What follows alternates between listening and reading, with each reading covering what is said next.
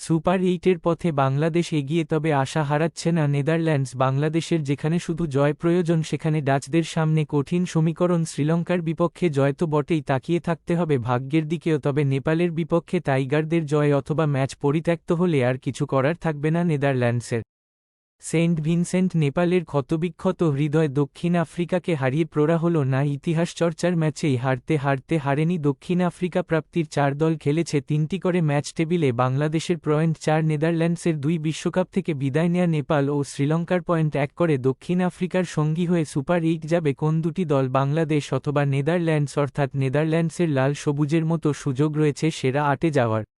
সোমবার নেপালের মুখোমুখি হবে বাংলাদেশ, অপরদিকে নেদারল্যান্ডসের প্রতিপক্ষ শ্রীলঙ্কা। সেন্ট ভিনসেন্ট টাইগারদের জয় অথবা ম্যাচ বৃষ্টিতে ভেসে গেলে সেন্ট লুসিয়াতে আর কিছুই করার থাকবে না ডাচদের, কারণ পয়েন্টের হিসেবে ধরা ছোঁয়ার বাইরে চলে যাবে নাজমুল শান্তরা। অনেক কঠিন সমীকরণের সামনে ডাচরা 14 হিসাব নিকাশ জটিল করে দিয়েছে। রানরেট বাংলাদেশের রানরেট .478, নেদারল্যান্ডসের অবস্থা নাজুক, রানরেট মাইনাসের ঘরে -.408। যদি বাংলাদেশ হেরে যায় আর ডাচরা জিতে যায় তখন দুদল এরই পয়েন্ট হবে 4। কঠিনতর হলেও রানরেটে নাজমুল শান্তর দলকে টপকে যাওয়ার সুযোগ রয়েছে। সমীকরণ 1, শ্রীলঙ্কার বিপক্ষে আগে ব্যাট করে নেদারল্যান্ডসকে করতে হবে 140 রান।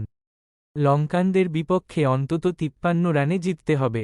সমীকরণ 2, যদি নেপালের কাছে 38 রানে হেরে যায় বাংলাদেশ, সেক্ষেত্রে লঙ্কানদের 15 রানে হারালে সুপার 8 খেলবে নেদারল্যান্ডস। শেষ 8-এর দৌড়ে টাইগাররাই এগিয়ে, তবে অনিশ্চয়তার ক্রিকেটে ডাচরাও স্বপ্ন দেখছে।